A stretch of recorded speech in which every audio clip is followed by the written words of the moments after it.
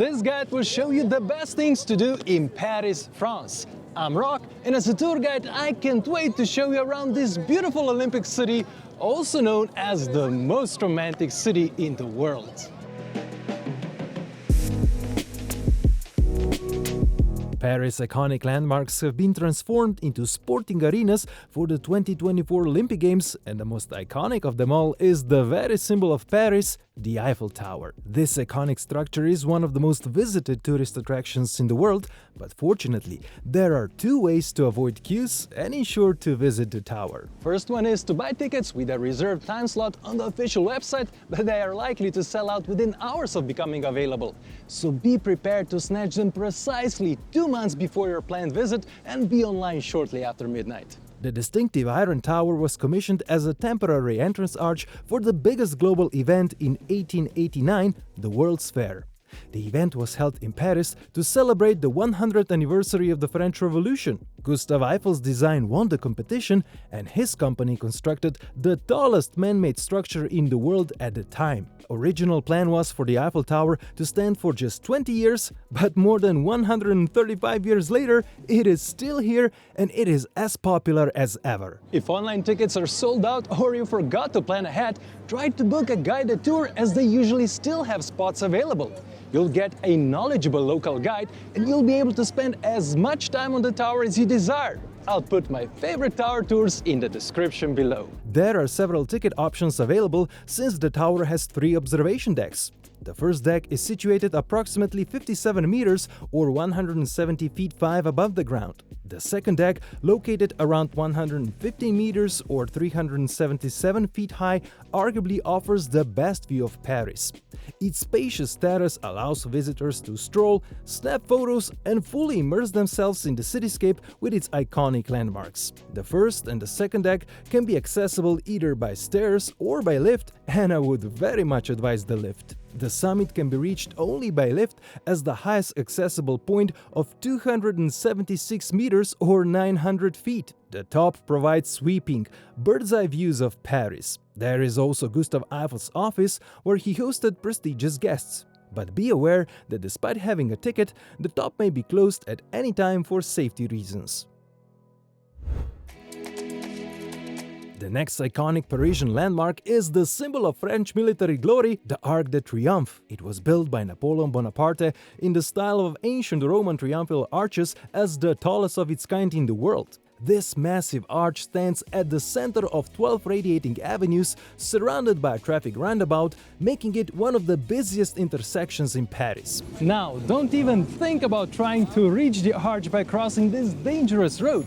Instead, use the underground pedestrian tunnel that will take you directly to the arch. To get right under the arch, there is no need to buy a ticket. Once you get closer, you'll see sculptures and reliefs depicting wartime scenes and names of major French battles and generals. Beneath the arch is the tomb of the unknown soldier from World War I, marked by an internal flame. Each evening at 6:30 p.m., visitors can attend a ceremony where the flame is reignited in tribute to those who sacrificed their lives for France. But the real treat is the top of the arch, and to get up there, you will need to buy a ticket. Be prepared to climb a lot of steps, but a viewing platform offers stunning views of Paris. From the top, you'll see avenues radiating from the arch, and one of them is also the Champs-Élysées. This grand boulevard was designed in the 1600s, when the area was still on the outskirts of the city and surrounded by fields. Nowadays, it's widely regarded as one of the world's most beautiful avenues and one of the best places for a stroll. The entire way is lined by trees, but the avenue is clearly made of the upper and lower part. The upper part is lined by grand and impressive buildings. It provides an unparalleled shopping experience with an array of prestigious boutiques, flagship stores, and luxury brands. Additionally, numerous cafes, restaurants, theaters, and nightclubs line the avenue. Throughout the year, the Champs-Élysées hosts various cultural events, military parades, and national celebrations. This is also the finish line of the world's most prestigious cycling race, the Tour de France. The lower part of the avenue has less buildings and is lined by parks. Nestled among the park's trees lies the Élysée Palace, dating back to the 1700s, serving as the official residence of the French president. The entire avenue stretches for nearly 2 kilometers or 1.2 miles and connects the Triumphal Arch with the largest square in Paris, the Place de la Concorde. At its center, the square features the 3,300-year-old Egyptian obelisk of Luxor. During the French Revolution, the square witnessed public executions of French royalty. From the square, you can enter the beautiful Tuileries Garden.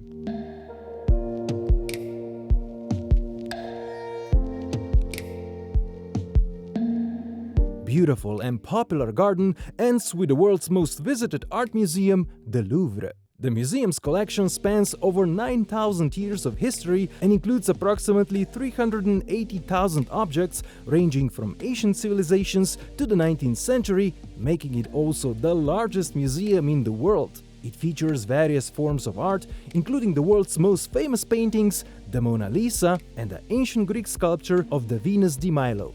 However, the museum is not only renowned for its vast collection, but also for its architectural grandeur. The Louvre's modern glass pyramid serves as the main entrance, symbolizing the museum's blend of classical and contemporary architecture. Beneath it, visitors discover a network of underground galleries, shops and restaurants. But the Louvre was originally built as a medieval fortress in the 1100s. With the urban expansion of Paris, the fortress lost its defensive function and was transformed into the primary residence of the French kings. However, in the 1600s, King Louis XIV, known as the Sun King, relocated his court to the Palace of Versailles, and the Louvre was repurposed to display the royal art collection. It's physically impossible to see everything in one day, as the museum includes a vast labyrinth of corridors, majestic halls, and stunning galleries spanning over 403 rooms in 3 wings on multiple levels.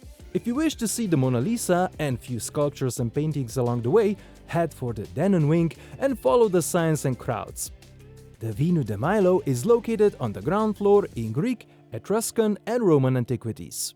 Another must-see is the Louvre's most famous room, the Salon Carré, featuring a glass roof that allows soft, even natural light, ideal for the study of paintings. This beautiful space now displays paintings from the Italian Renaissance. But besides its world-famous museums, avenues and architectural marvels, Paris is also famous for its charming, village-like neighborhoods, and Montmartre is the most famous one. It stretches across the highest hill in Paris, which gave the neighborhood its name. The easiest way to get to the hill is by a funicular. There you will immediately feel its artistic atmosphere with narrow cobblestone streets, cafes and bistros. It attracted artists such as Pablo Picasso, Vincent van Gogh and Salvador Dalí, as they all loved to hang around the picturesque square Place du Tertre. Surrounded by cafes and restaurants, this is still very much an artistic buzzing square where you can observe artists at work and support them by buying their art.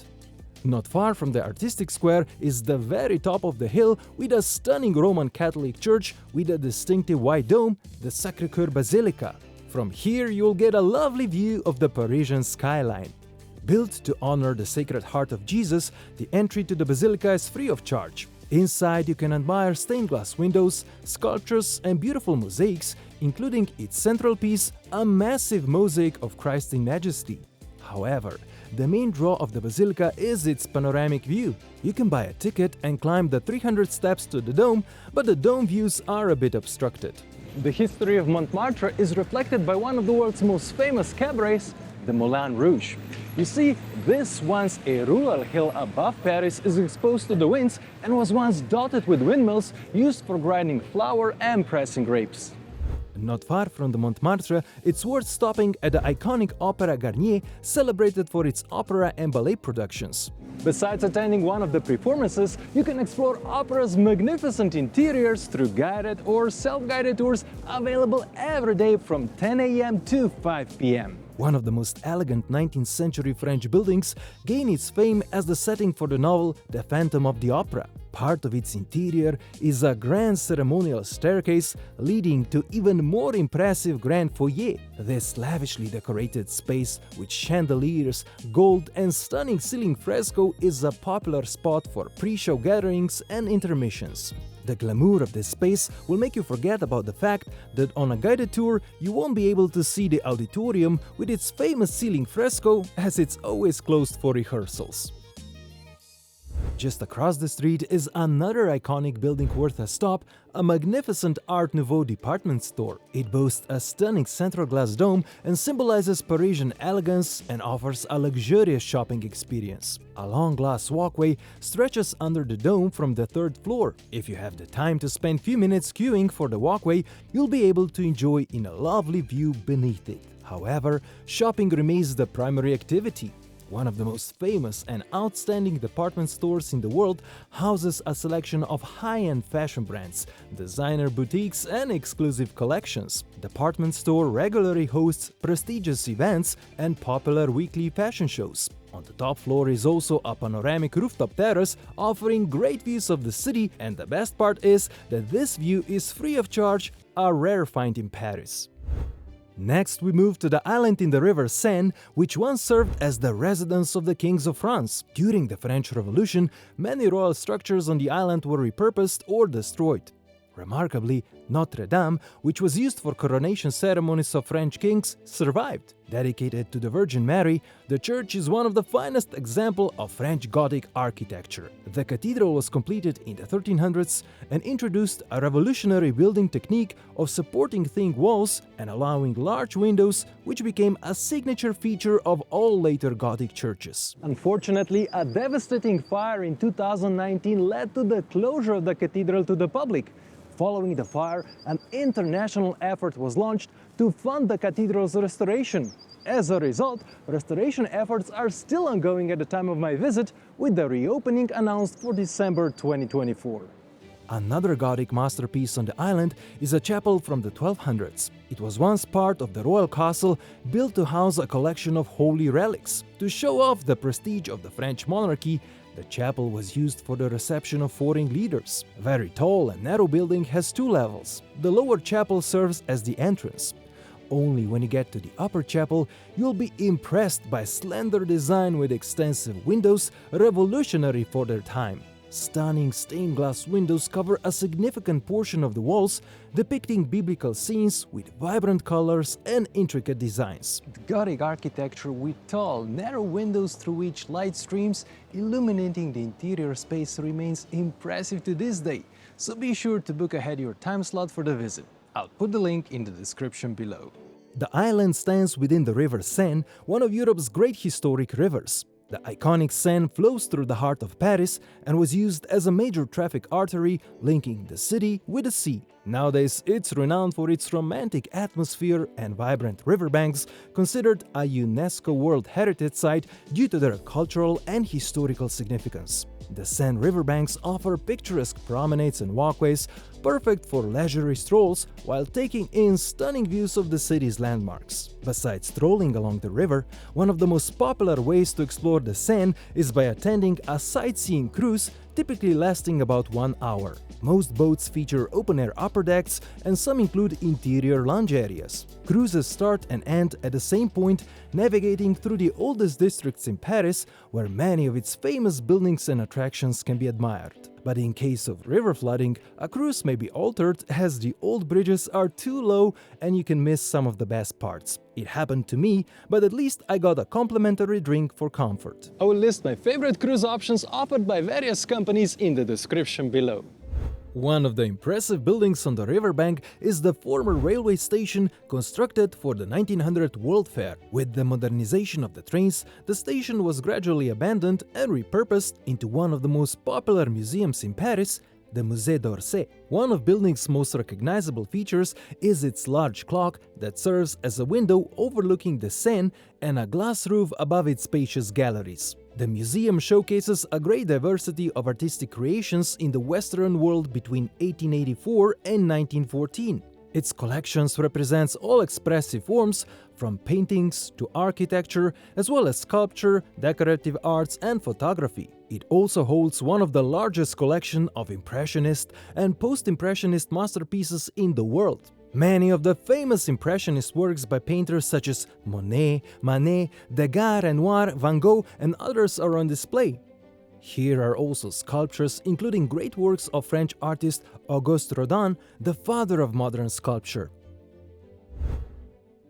Close by is one of the oldest and most charming districts in Paris, Saint-Germain-des-Prés, that became a significant hub of French culture. Besides elegant shops and boutiques, it also features charming sidewalk cafes with tables and chairs, creating a lively and authentic atmosphere. The neighborhood is also famous for writers, artists and intellectuals who used to meet in the neighborhood's bustling cafes. Two of the most famous meeting spots for the literary and artistic world were Les Deux Magots and Café de Flore. They were also hubs for the new wave celebrities like Brigitte Bardot and Roman Polanski. But nearby is even more charming and the most historic quarter, also used as another gathering place for famous writers and thinkers. Lively and youthful neighborhood earned its name due to the Latin-speaking scholars who once inhabited the area during the medieval period. It's boasting picturesque narrow cobblestone streets and medieval architecture. It's adorned with charming boutiques,